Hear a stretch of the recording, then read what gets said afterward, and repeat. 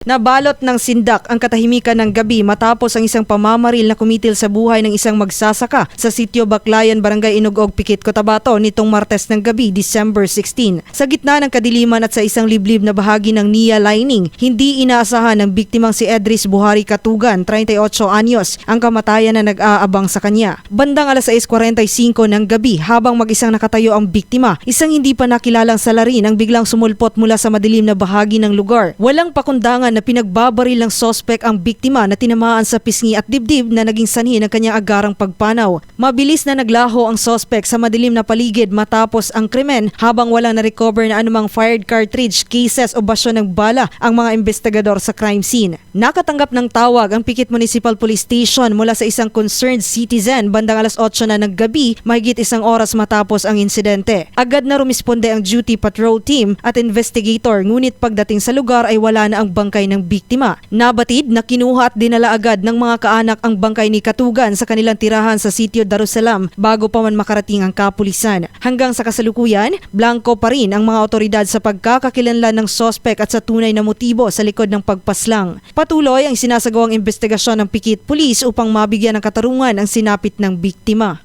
Joan Oranio, NDB, CB Balita.